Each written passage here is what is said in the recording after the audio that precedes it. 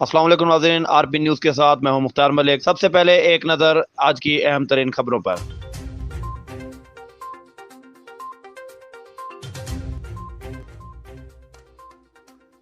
رحیم یار خان انٹرچینج کے قریب اسلام آباد سے کراچی جانے والی مسافر بس حادثے کا شکار، ایک خاتون سمیت 7 افراد جاں بحق جبکہ 27 افراد کے زخمی ہونے کی اطلاعات ہیں۔ تفصیلات کے مطابق اسلام آباد سے کراچی آنے والی کوچ بالا گجر ایکسپریس کا رحیم یار خان کے علاقے میں ڈاکوؤں کی فائرنگ سے گاڑی کا ٹائر برسٹ ہو گیا، جس سے گاڑی حادثے کا شکار ہو گئی، جس میں 8 افراد موقع پر ہی جان کی بازی ہار گئے۔ شہید ہونے والوں میں ضلع ہری پور کی تحصیل خانپور کے گاؤں سنجلیالہ کی ایک خاتون بھی شامل ہے۔ زخمیوں کو شیخ زید اسپتال رحیم یار خان منتقل کر دیا گیا ہے۔